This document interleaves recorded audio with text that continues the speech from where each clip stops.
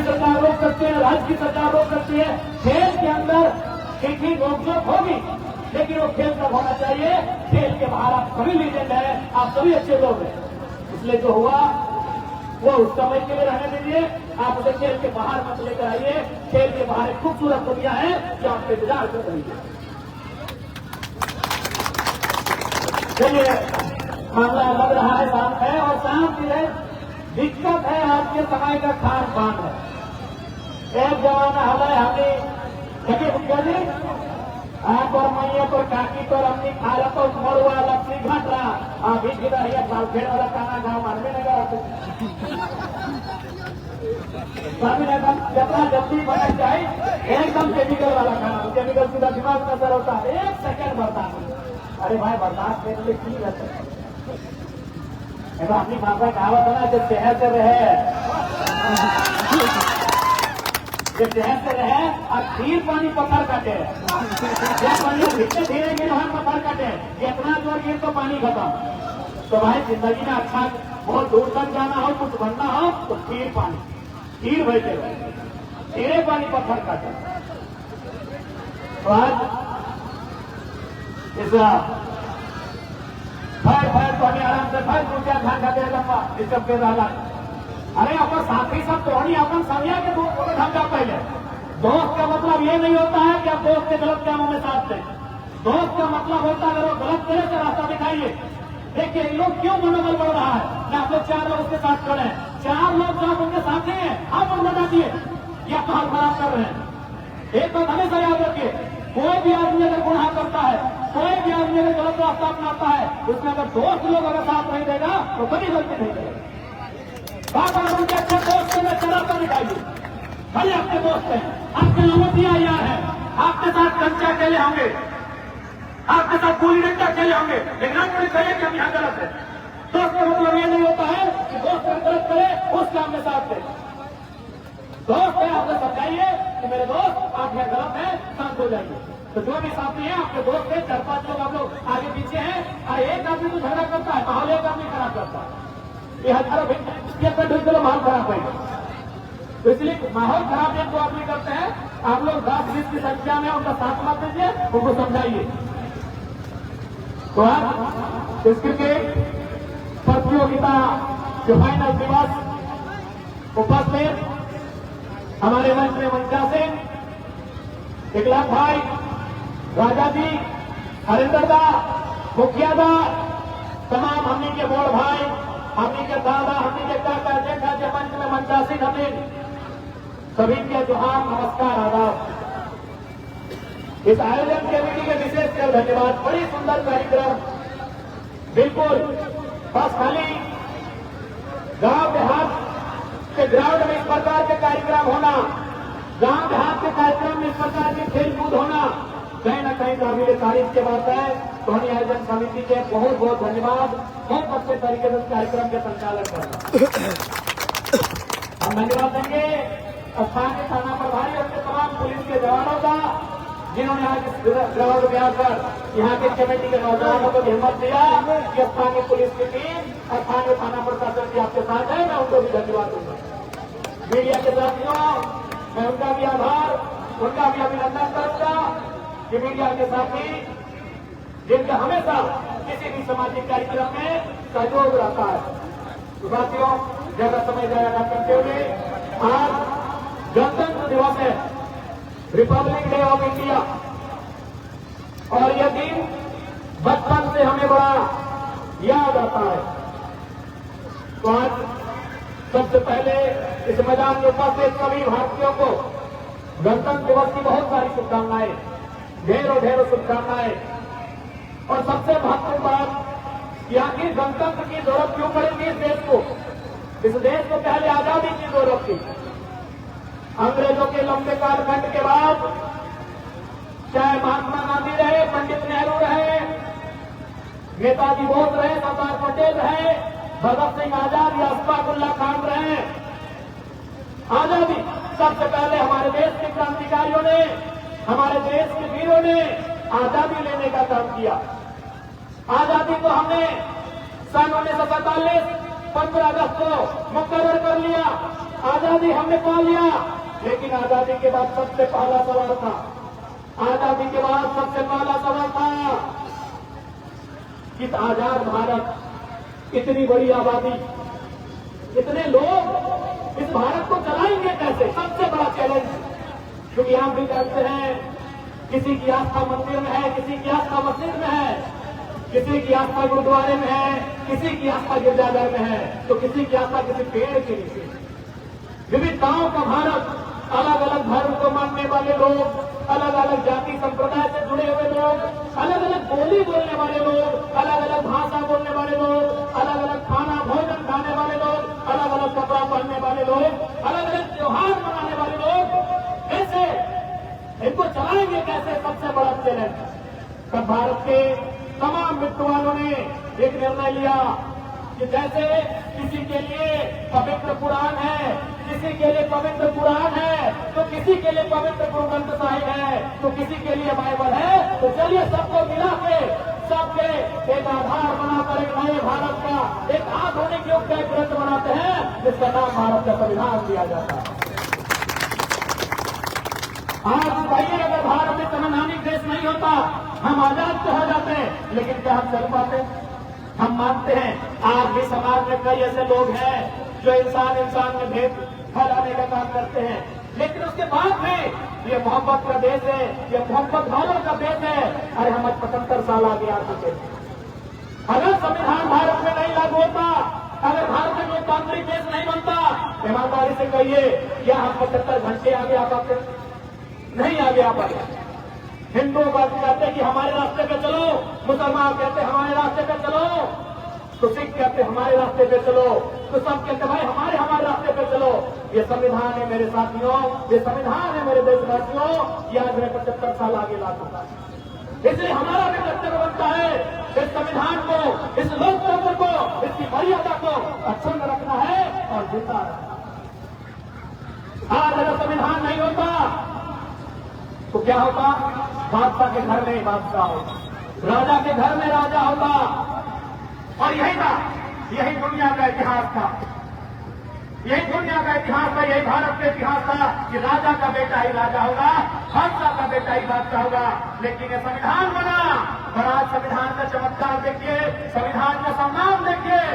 ये अखबार बेचने वाले शख्स को, डॉक्टर एपीजे अब्दुल कलाम को इस देश का सर्वोच्च रहनुमा बनने का मौका मिला। अगर संविधान नहीं होता, ईमानदारी से कहिए, एक अखबार बेचने वाले का बेटा भारत देश का पहला नागरिक बनता। आज वर्तमान की बात करिए, आज एक आदिवासी बेटी द्रौपदी मुर्मू, एक आदिवासी बेटी आज भारत देश के सर्वोच्च सिंहासन पर बैठी है, वो लोकतंत्र के कारण। इसलिए इसकी मर्यादा, इसका मान रखना हम सभी भारतवासियों को कर्तव्य है। आज जो परिवेश आप देख रहे हैं, जो माहौल आप देख रहे हैं, यहाँ बहुत आवश्यक हो जाता है समझदार लोगों का सामने आना। ऐसे में हमारा सूझबूझ के साथ आगे बढ़ना बहुत आवश्यक है। एक बात याद रखिए, भारत की खूबसूरती यहाँ की भाईचारा में है, भारत की खूबसूरती यहाँ के सौहार्द में है, और उसे जिंदा रखना, उसे सुरक्षित रखना हम सबों का कर्तव्य होना चाहिए। इसलिए आज गणतंत्र दिवस के शुभ अवसर पर तमाम लोगों से मेरी यही अपील होगी, तमाम लोगों से मेरी यही राय होगी, और मेरा विशेष अनुरोध होगा कि इस गणतंत्र की मर्यादा को बनाकर, और वही गणतंत्र है कि बिल्कुल आपको आजादी के साथ, आपको स्वतंत्रता के साथ, आपको अपने मौलिक अधिकारों के साथ, आपको धार्मिक स्वतंत्रता भी देता है। आप अपने धार्मिक अधिकारों का भी अनुपालन करें, आप अपने धर्म को श्रेष्ठ दिशा में ले जाए, अपने धर्म का अनुपालन करें, बिल्कुल। लेकिन आज जो माहौल बन रहा है, उस माहौल को सीमित रखने के लिए पढ़े लिखे युवाओं का हर वर्ग, हर तबके से आना बहुत आवश्यक है। नहीं तो आप देख सकते हैं देश की विचारधारा क्या है, आज देश की परिस्थिति क्या है, आज भारत देश की शिक्षा का स्तर क्या है, रोजगार का स्तर क्या है, कोई उस पर बात नहीं करता है। हर कोई केवल धर्म पर बात सुनना पसंद करता है। इसलिए मैं आपसे आग्रह करूंगा, लोकतंत्र की मर्यादा के साथ साथ एक देश का नागरिक होने का हमें परिचय देना है और इस देश के प्रति अपना योगदान देना है, हमें सुनिश्चित करना है। ज्यादा समय नहीं लेंगे। अगला भाई कई दिनों से कह रहे थे कि गोविंदपुर में जो अवधि निर्माण का कार्य हो रहा है उसमें स्थानीय नौजवानों को नहीं रखने का खेती किया जा रहा है। मैंने पहले भी कहा था, आप एक प्रदर्शन की तैयारी करें, एक आंदोलन की तैयारी करें, जेल के उसको लीड करेगा, क्योंकि हम लोग हमेशा लोगों के अधिकार के साथ लोगों की आवाज बनकर उनके साथ खड़े हैं। इसको आप तय कर लीजिए, क्योंकि अब खेल का मैदान है, थोड़ा सा खेल का बात करते हैं। और विशेषकर मेरे वो भाई सुनिएगा जो फिलहाल मैदान के अंदर कुश्ती कर रहे थे, जो मेरे भाई लोग मैच के रिजल्ट के बाद मैदान में आप एक दूसरे के दुश्मन बनकर बैठे थे, ये संदेश मेरा उनका होगा। और देखो विशेषकर आप इसको जरूर बढ़िया से रिकॉर्ड करिएगा, क्योंकि आए दिन ये सारी समस्याएं सामने हमारी आती है। मैं आपको एक किस्सा सुनाता हूं, मैं आपको एक कहानी सुनाता हूं जो फिल्मों की नहीं, उपन्यासों की नहीं, एक वास्तविक घटना है। आपने नाम सुना होगा नेल्सन मंडेला का। जो स्थान भारत की राजनीति में महात्मा गांधी का है, वही स्थान साउथ अफ्रीका की राजनीति में नेल्सन मंडेला का। नेल्सन मंडेला आपने 10वीं क्लास में की कहानी पढ़ी होगी, कि लॉन्ग वॉक टू फ्रीडम, आपने उनके बारे में पढ़ा होगा। लेकिन मैं आज उस किताब के बारे में नहीं, एक वाक्य सुना रहा हूं। पहली बात तो मंडेला कौन है आपको भी मालूम है, वह साउथ अफ्रीका के पहले काले रंग के राष्ट्रपति। 300 साल गोरे लोग वहां राष्ट्रपति बने, अब नियम बन जाता, लेकिन अब मंडेला ने उस मिथक को तोड़ा और 300 सालों के बाद मंडेला उस कंट्री के राष्ट्रपति बने। अब एक बात है, जो बात मैं विशेषकर उन भाइयों को सुनाना चाहता था जो बड़ी कुश्ती कर रहे थे। एक दिन की बात थी, मंडेला एक होटल में खाना खाने के लिए बैठे थे। होटल कहिए, ढाबा कहिए, रेस्टोरेंट, जो आपको मन लगे, अपना ढाबा भी बोल सकते हैं, खालसा भी बोल सकते हैं, और भी होटल का नाम आप लोग जानते हैं, जो भी अपने दिमाग में सेट कर लीजिए। कोई होटल में मंडेला खाने बैठे, मंडेला जब बैठे थे तो जाहिर सी बात है राष्ट्रपति है, राष्ट्रपति के सामने सैकड़ों लोग रहते हैं, यानी जो हाँ वो खाने बैठे थे उस आसपास में बहुत लोगों की भीड़ थी। लेकिन मगर लगभग वहां से 10-15 फीट की दूरी में और एक व्यक्ति खाना खा रहा था, वो अकेला था। मंडेला ने अपने सहयोगी, उनके सहयोगी होते हैं जो उनके अंगरक्षक होते हैं, उनसे कहा कि सबको मेरे टेबल पर ले आओ, वो हमारे सामने खड़ा। वो आदमी जो अकेला बैठा था, जब वो मंडेला के सामने आया, खा रहा है, हाथ पर कांप रहा है, वो खा रहा है, हाथ कांप रहा है, शरीर में पसीना दे रहा है। मंडेला ने कुछ नहीं कहा, किसी ने कुछ नहीं कहा, बस नोटिस किया कि हाथ कांप रहा है। उस व्यक्ति ने खाना खाया, भोजन किया और वो चला गया कि सर हम निकलते हैं। जब व्यक्ति चला गया तो मंडेला के गार्ड ने पूछा, उसके सहयोगी ने पूछा कि सर जब वो अकेला था, खुद था, आपके सामने कांपने क्यों लगा? अरे आप तो राष्ट्रपति हैं, आपके सामने कैसा था? आपके सामने तो सबको सुरक्षित महसूस करना चाहिए। मंडेला ने बड़े प्यार से कहा, मंडेला राष्ट्रपति बनने से पहले 28 साल जेल में थे, तो मालूम है ना? जैसे गांधी जेल में थे, नेहरू जेल में थे, भगत सिंह जेल में थे, मंडेला भी 28 साल जेल में थे। तो मंडेला ने कहा कि जो व्यक्ति जो थर कांप रहा था, असल में वो उस जेल का जेलर था, जिस जेल में मैं कैदी था, और ये कभी मुझे मारता था, कभी मुझे पीटता था, कभी मेरे जख्मों में नमक छिड़कता था, और कभी कभी तो पेशाब कर देता था। और आज वो सोच रहा है कि हम तो राष्ट्रपति बन चुके हैं, अब उस जेलर पर जाएंगे तो कहीं भी टकरा देंगे यार। इस देश में राजनीति वाले टकरे करते हैं, क्या नहीं करते हैं, नाम करने की जरूरत नहीं है, क्योंकि अभी आज खेल का मंच है। राजनीति करने वाले लोग कम भयानक बदला लेते हैं, चाहे वो कितनों बड़े पद में जाए तो सब लिए मंडेला ने वही कहा। इसको लग रहा था कि शायद हम भी इससे बदला लेंगे, लेकिन ये भूल रहा है नेल्सन मंडेला साउथ अफ्रीका का राष्ट्रपति बदला लेने के लिए नहीं, बदलाव लाने के लिए बना। इसलिए ये जेलर इसलिए थर कांप रहा था कि कहीं मैं बदला ना लूं। मैं बदला लेने के लिए यहां का राष्ट्रपति नहीं बना हूं, मैं बदला लेने के लिए राष्ट्रपति नहीं बना हूं, मैं बदलाव लाने के लिए बना हूं। ये नेल्सन मंडेला को विचार। तो मेरे साथियों, जो घर में थे, अब बदला का भाव मत रखिए, बदलाव की सोच लाइए, बदलाव करिए, अपने गांव को बदलिए, अपने आसपास के लोगों को बदलिए। आज हमारे गांव में पढ़ने लिखने बच्चे, जो पढ़ने लिखने वाले बच्चे हैं, उनकी संख्या कम हो रही है। जो रोजगार करने वाले हैं, उनकी संख्या कम है।